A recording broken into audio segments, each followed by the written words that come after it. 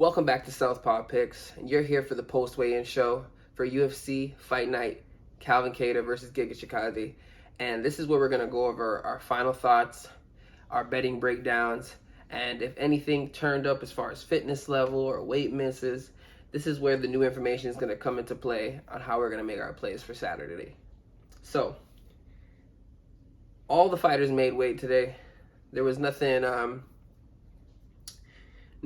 of the ordinary as far as these things go. The Charles Rosa TJ Brown fight is moved up to lightweight. It's not a featherweight fight, which I didn't know going in. And obviously, if you watched the earlier breakdown, we had the breakdown between Benitez and TJ Brown done, but there's a new matchup. So both guys made the lightweight limit. They size up pretty well, to be honest. Charles Rosa, slight size advantage as far as the height goes, but just based on the two fighters face-to-face, I do see the physicality edge for TJ Brown here. Now, I like TJ Brown as an underdog against Benitez earlier this week, and we talked about it. I wasn't going to pull the trigger. Maybe it would have been something I did live on the live betting line. But as the opponent has switched now, we have a guy in Charles Rosa who has been out-grappled in his last 3 fights. Minus the Justin James fight, right? And against a teammate of TJ Brown and Bryce Mitchell and training partner, so I imagine he's going to have some confidence going in there. He was actually cornering Bryce Mitchell in that fight with Charles Rosa, so he even got a first-hand account look on Charles Rosa. And not to mention, he's also coached by James Krause, who has also some fighters in their camp that's faced Charles Rosa again. I believe there's a game plan they're going to use, and as much as it scares me to make a play on TJ Brown, I think he's a good parlay piece for the early prelims. And he's the first part of our 3-leg parlay that I will share with you at the end of the show. So TJ Brown looking like the pick here. Next fight of the night, we have Brian Kelleher versus Kevin Croom. Now, once again, another short notice situation where Brian Kelleher loses his initial opponent. I was favoring Kakramanov, which a lot of the people in the betting community were. You kind of like to see that when everybody's on one side, and then we're all going on one side. It looks like the whole community's on one side of this pick, and then the line's not really moving too much. It gives you cause to pause, but we're not gonna have to go through that. Kakramanov tests positive for COVID, and he'll be out the fight. But here we go again. Not a bantamweight fight this time. It's a featherweight fight. Kevin Croom, looks very similar to as he usually looks. Doesn't look out of shape. Looks like he's been training. There's a lot of teammates that are fighting on this card, so you'd assume that he's probably been helping them out, and he's in a good shape. Significant height advantage over Brian Kelleher, I would say. Looks like he's got the reach advantage over Brian Kelleher as well. I mean, you got a guy in Kevin Croom that actually fought at lightweight before, and facing a guy in Brian Kelleher who fights at bantamweight now. Both guys look good. Neither of these guys look like they had trouble making weight. You gotta think Brian Kelleher has the skill set and is probably the better fighter here, but Kevin Croom is the larger fighter. Brian Kelleher is minus 300 on the live market, and that's a fight I want no action in, to be honest. Something I'm just gonna watch and see how it plays out. And if anybody feeling adventurous, I mean, Kevin Croom, I showed you guys he can get a little wild in that first round, right? So you never know. Kevin Croom round 1 could be interesting, but nothing to report back there. But definitely Kevin Croom with the size advantage there. And I wasn't able to really do too much tape on this fight, but I would have to say Brian Kelleher should squeak out the win here. Now, next fight of the night, we got Court McGee versus Ramiz Brahimaj. Now, like I said, the trend with a lot of fighters this week, I thought everybody looked pretty good on the scale. Like everybody had their, I's dotted and T's crossed, and everybody was in good shape. Now, Ramiz, looks a bit smaller than Court McGee. Like I said, makes me a little nervous that McGee has a slight size advantage over Ramiz here, and despite all that, and we not really seeing Ramiz go out of the first round. I believe this guy is somebody that is trending upward and Court McGee's trending downward. And I think the short sample size that we've seen from Ramiz is that he's just a young, growing fighter. And Court McGee's going to be there. He's going to hang in there. But I do see this.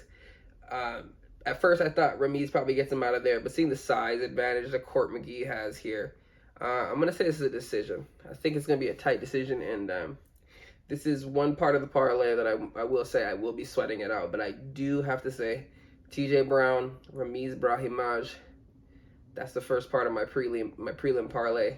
And there's a third leg to that, and I'm going to share it with you later. I'm going to go Ramiz Brahimaj. I'm going to bet on the fact that he's continuing to get better every fight. As we know, we've been seeing Court McGee, even though he came off his last win, he's on a steady decline. Definitely not the fighter he used to be. So, like I said, decent size advantage for Court, but definitely has a tough task against this young fighter, Ramiz Brahimaj, which will be the second leg to our parlay tonight, or tomorrow night, sorry. And next fight of the night, we got Jamie Pickett versus Joseph Holmes. Now, tough fight, man, right? You go back and you look at the tape deeper, which I did this week on Joseph Holmes, and you know, you just don't really see that much, right? The competition level he's going up against, sometimes there's some competitive moments, and then you see the competition Jamie Pickett's gone up against, and like I said, he's lost a bunch of fights, but you do see more than not, he's gone up with way tougher level of opposition, and you wonder, like, maybe if Jamie Pickett is reverse roles in this spot of, you know, and had the career Joseph Holmes has coming up, maybe his record looks like Joseph Holmes. One thing I did notice is, yes, Holmes has the height advantage, the size advantage. Definitely not as physically lean and muscular as Jamie Pickett, but definitely the bigger man. You know, also I was paying attention to the size of the fist. Joseph Holmes definitely looks like he has the bigger hand size here. So, you know, for those people that believe, you know, the bigger the hands, the harder the punch, I mean, that should be something that you can keep in the back of your mind if you're going to make a play on this. Now, you see, this is, to me, I think it's dog or pass here. I think Jamie Pickett squeaks a decision, or Joseph Holmes is going to show us all that there's way more tools in the bag and get a quick rear naked choke here. Would not bet this fight, but if I was playing this fight, I would have to say dog shot on Jamie Pickett here. Both men made weight. Both men look good. Can't complain. Excited to see how this plays out, but would I wager on it? No, sirree. Coming up next, we got Joanderson Brito versus Bill Algeo. Now, first glance at this, I was like, man, Algeo isn't as big as I thought. Then, you know, you take a look down, Algeo's in slippers, Brito's in shoes, and you know, not that it makes that much of a difference, but off the initial view of the face-to-face, I was like, oh, Brito is a lot closer to my height. And you're like, oh, wait, you look, shoes, slippers. I'm going with Joanderson Brito. As talented as Bill Algeo can show you can be inside of the cage, I just feel like the aggression, I feel like the pace, and I feel like the takedown ability of Joanderson Brito is just, it's extremely aggressive. It's a smaller octagon. I feel like he's just gonna have the bigger shots landing. And if Bill Algeo can even last to the third round, which a lot of people are assuming, yeah, if Algeo can just hang in there and maybe gas him out, I don't see Algeo hurting him. I feel like it being in the pocket with Joanderson, the return shots, I feel like it's just gonna take a lot out of Bill Algeo. He hasn't faced nobody like this since he's been in the UFC. Spike Carlisle, wow, you know, Ricardo Lamos, short notice, you know, opponent he's not training for, older veteran, even though he has a good history behind him. He's coming off getting like floored from Calvin Kattar, if I do remember. So not putting that much stock in that for Bill Algeo. He had nothing to lose. And sometimes on those nights when you have nothing to lose, you put on your best performances. I'm going with Joanderson Brito, and that's the third leg to our prelim parlay that's going to feature TJ Brown, Ramiz Brahimaj, and Joanderson Brito. And we're going to have one unit on that to win 4. And that's going to be our first play in the early prelims. And I'll show you the betting slip in this video. So You can copy it and we can track it. We're going to be very transparent and show everything that we do as far as Southpaw picks goes. Next fight of the night, Borshchev versus Dakota Bush. Like I said, both men look like in great shape. A lot of these athletes came ready to go. Borshchev, height advantage. Dakota Bush, thickness, obviously. The wider frame. But honestly, the way they size up is giving me more... it's giving me more of a confidence if I would pick Borshchev here. And it's something that I'm considering, and maybe something I do fight day. Not 100% sure. Definitely going to be last minute. Definitely not something I'm going to tell everybody about moment of, but if I do end up making that play, I will have proof of it, and that's the number one thing here. I'm going to show you guys proof of slips, winnings, and losing efforts. But like I said, Vladimir Borshchev, who I would go in that fight. Little risky, contender series guy. Could go out there and get completely out-grappled. But we're going to have to see how that plays out. Another exciting fight there, I would say. Once again, next fight of the night, Katlyn Chookagian versus Jennifer Maia. Both ladies, great shape. Face-off was pretty good, actually. Katlyn stepped right in on Jennifer Maia. They got real close, real intense. They've been here before. They're professionals. You know, Maia put on... I feel like Maia's physique is getting leaner and leaner. She looks stronger and stronger every time I see her. You know, Katlyn's more of a taller, slender individual. Man, I really wanted to take Katlyn in this spot, but something in the back of my spine is telling me, hey, just stay off this fight. You know how some of these women fights play out closely. Based on, you know, nobody necessarily has the significant power shots to really like, oh, that's super critical strikes or significant strikes, right? Versus regular strikes. So I feel like these girls are going to be pretty competitive. You know, when you go back and watch the fight, yeah, Katlyn was sticking there with the jab, but, you know, there was a lot of room to maneuver. Now it's a little bit smaller. You know, Jennifer Maia's been in there already. Maybe she realizes, okay, well, I can't use that same game plan. And a different game plan, Jennifer Maia might look like might look different to Katlyn, because Katlyn runs the same game plan in every fight, right? I can honestly say I've seen Jennifer Maia kind of play a different game plan in different fights, where Katlyn pretty much does the same thing, you know, the same archetype, jab, stand outside, and she does it good. No bet. Kind of interested in the Maia plus money, but for the sake and purposes of the show, Katlyn Chookagian by decision. You know, just like how it usually goes, right? Especially if you're going to take Katlyn, why don't you take her by decision? I mean, I don't see her finishing Maia, right? Valentina couldn't finish Maia. Next fight of the night, Royval versus Rogério Bontorin. Now, earlier in the week, I was talking about big observation as far as what Rogério looks like on the scale. And he looked pretty good. He's looked worse. I remember that Ray Borg weigh-in. He didn't look good at all. He didn't look too bad. Royval, business as usual. He looked great. Look ready to go. These guys match up like you'd assume going in. Much taller fighter, Royval. Much slender fighter. Shorter, stouter guy in Rogério. Now, I like Royval. Is he really going to be patient this time? This is a tough fight. Rogério has the ability to get him out there in the first round. I do believe that. And I do believe this fight is probably going to finish. I haven't taken a look at the over and unders, but I don't see this fight going 3 rounds, even though it's a flyweight fight. Definitely Royval with the reach advantage. And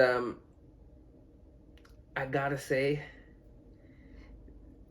this is a no bet for me as much as I like Royval on this spot. And it's because I can see an avenue where Rogério Bontorin goes out there and gets this done. And, you know, I know a lot of people make things said about records, like, oh, don't worry about Royval's record, it's 12-6, but look who he's fighting. You know, Rogério's 17 and 4. Don't let that fool you, right? He got hit by an overhand right by Kai France, right? Overhand right. Could put a lot of guys down. And he was dominating that fight for the most part, you know. this is something I probably have to do live. If Royval can get out that first round, I'll jump on him. If he can't, I think Bontorin's a live dog here. But predictions for this show: Rogério Bontorin by submission. Yeah. But I hope Brandon Royval wins. Next fight of the night, what a co-main event this is, man. Chase Sherman versus Jake Collier. Now, like I said early in the breakdown, you have one guy that's a really heavy middleweight, really tubby, doesn't look that defined, but you know, you can put a pace on out there. Chase Sherman, a real guy that's a heavyweight, right? You can see just based on their physique on how they carry 250 pounds. You know, even though they're only a few inches apart in height, you know, they do size up well. Just look at the way the weight is on the body, right? Chase Sherman is definitely wearing that 250 way better than Jake Collier is, and I do have it in my mind that I think Chase can hit him and get him out of there. I know everybody's on Collier, and I just can't ride with that. I think he's not supposed to be a heavyweight, even though he's being serviceable against John Vellante and all these other guys here. You're not supposed to be a heavyweight. You know, it's not your frame. It's not a healthy weight for you. You're not in the best shape, no matter how you slice it. So I'm gonna go with Chase Sherman here. He tends to, you know, when the fight's not going his way, he tends to, you know, start to taper off and not have a kill shot here. But I think he needs this win, and I think he's gonna get it done. I think he likes the matchup, and I'm gonna go with Chase Sherman here by KO. And he didn't look too bad on the scale. Give him a chance. Second fight out of Sanford. And finally, the main event. You know, I like Giga.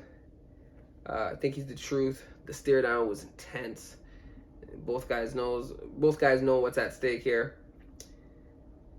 Calvin Kattar plus 200. It's crazy, right? I mean, definitely somebody that would fight for your money. But I think it's Giga's time, and I think Giga's gonna get it done by KO, and early too. I know a lot of people like the over. I think Giga around 2 KO. One of those body head strikes, and that'll be it. So to conclude the post weigh-in show, official plays. We got a 1 unit on the parlay. TJ Brown, Ramiz, Brahimaj, Joanderson, Brito. That's almost 4-1. We're gonna have 1 unit on that. Following that, going in, we're gonna have a Giga in a parlay later on in that night. I might just backload some of the prelims later on, as far as like a TJ Brown Giga, and maybe mix those two together and put a bigger unit size on there. But as far as the show goes for week 1, that's the parlay for the Southpaw picks this weekend. It's gonna be the TJ Brown, Ramiz, Brahimaj, Joanderson, Brito, and 1 unit on that. That's 4-1. So there you have it. Like I said, this is a post weigh-in show. This is the last reads I can give you, the last advice I can give you on the plays. If my mind has changed, if I'm deciding I'm going to do something different, if fights have dropped out. So usually on Fridays, you're going to be able to get the post and weigh-in show right before the Saturday bouts. And yeah, look out for the reaction show after UFC Kattar versus Chikadze is done. And yeah.